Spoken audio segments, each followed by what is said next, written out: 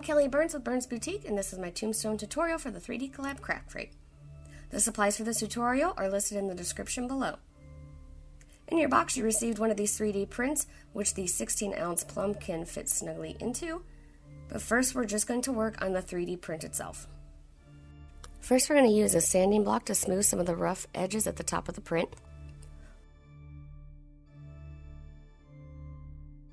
Once our print is sanded and clean, we're going to use a wood burning tool to create the cracks in the tombstone.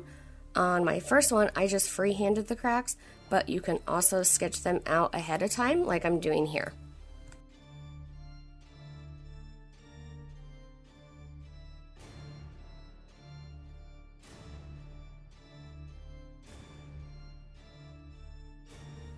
Now we're going to take our wood burner and carefully trace over the lines that we just made. You do not really need to apply a lot of pressure when you do this, as the plastic heats up and melts pretty easily.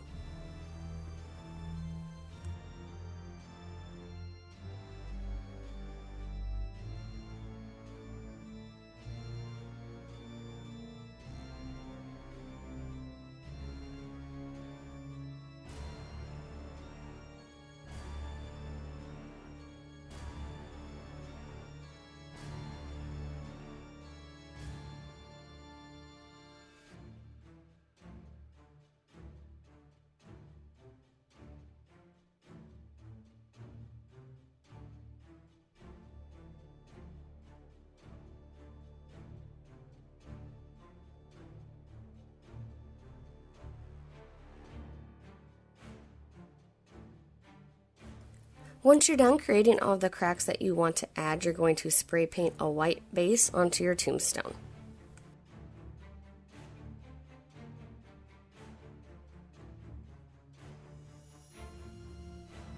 After the spray paint has dried, we're going to start adding color to the tombstone using a washing technique with watered down acrylic paints.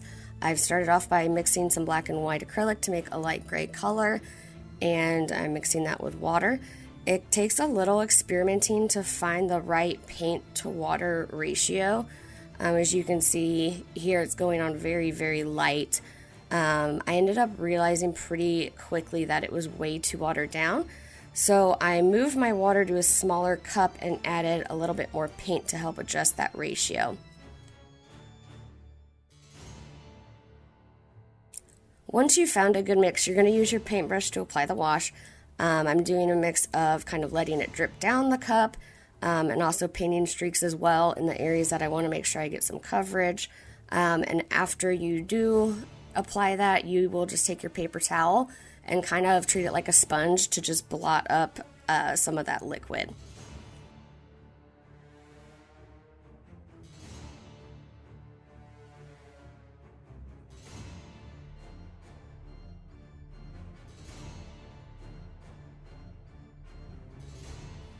This process does take time, and you'll be applying several layers. Over time, the paper towel does get a bit saturated with the paint, but this ultimately helps add more color to the tombstone as you go.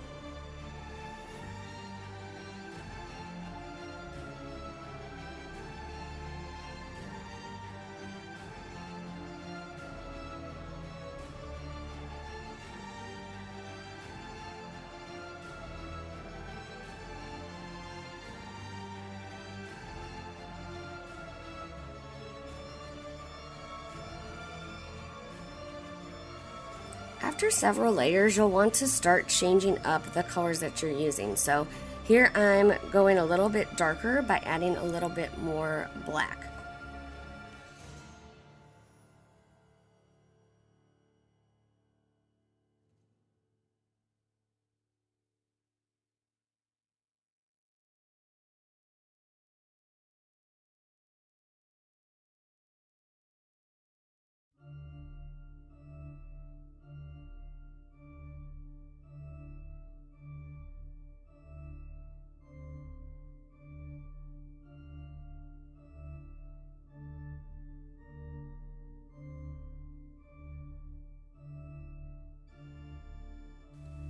Now I'm going to add in some brown tones, so I'm just putting a little bit of brown into the darker mix that we already had. This one I'm going to use a little bit more sparingly compared to the gray.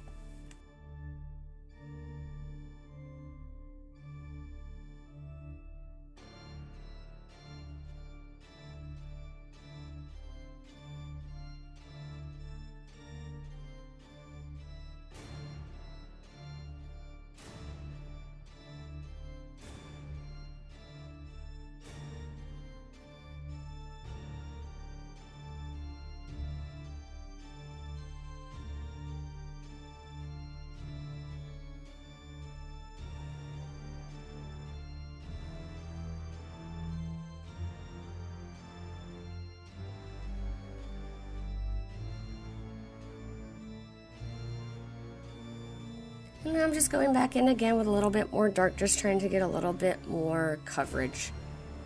This takes several layers, and you can just kind of keep bouncing back and forth between colors as you see fit to get the look that you want.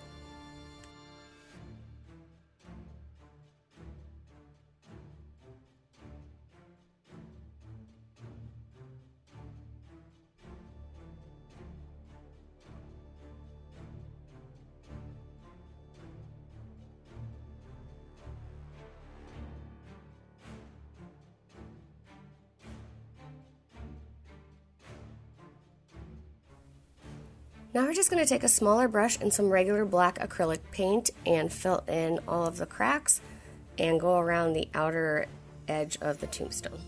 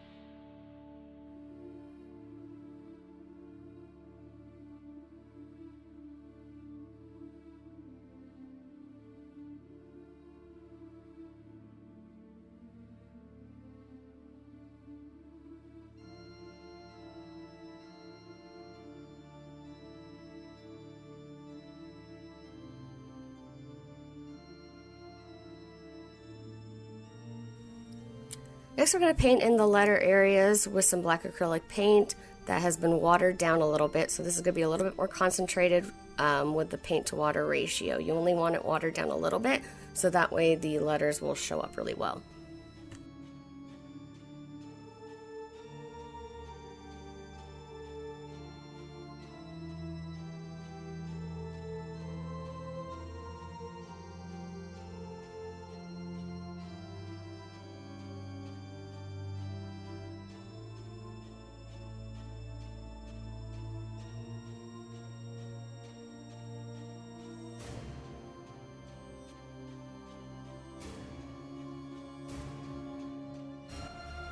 Once everything is dry, we're going to add some artificial moss to the tombstone. You'll start by cutting up the moss with scissors to make it a bit more fine. This will allow it to lay down smoothly on your tumbler.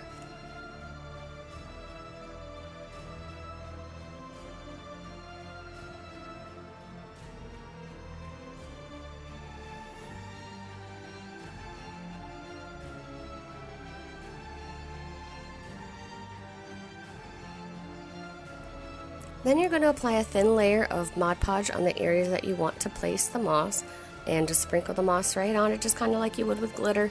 You may need to pat the moss down a little bit to get it to stay.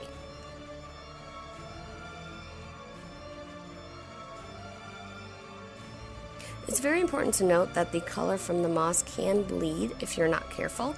So once your Mod Podge is dry, if there are any areas that need a little bit more moss, I would suggest applying the Mod Podge thinly and kind of dab it onto the areas that you need it, versus doing like a sweeping motion with your paintbrush. This will prevent the brush from picking up some of the color and smearing it.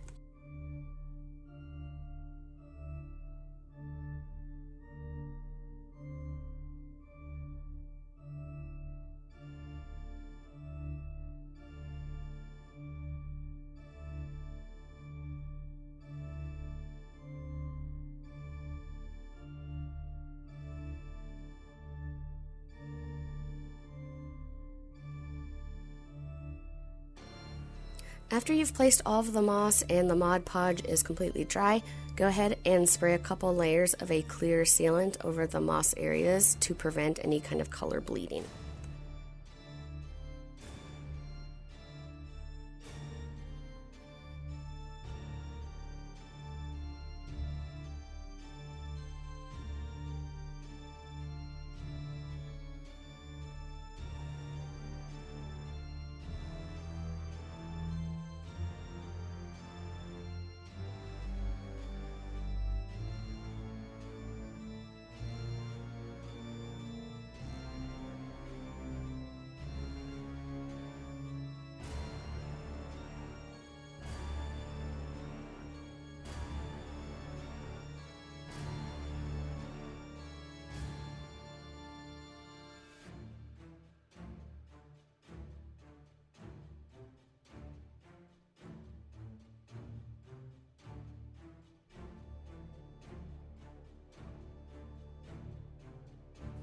If you've ever used any kind of dill or done a turf-like cup before, then you know how hard it is to get good epoxy coverage over it.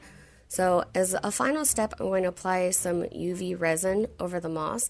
This will make the epoxying process much easier later on, and it will help ensure that the colorant from the moss does not bleed onto the cup.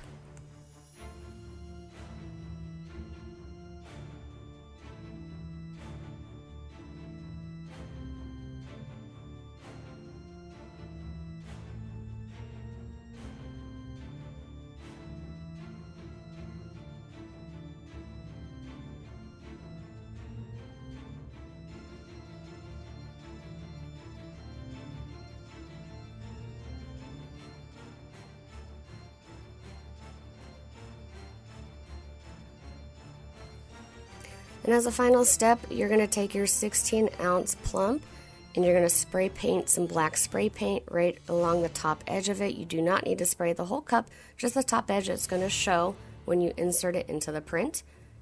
It fits very snugly, so you can just push it right on in there, and then you are all ready to epoxy. Thank you for watching, and I can't wait to see what you create.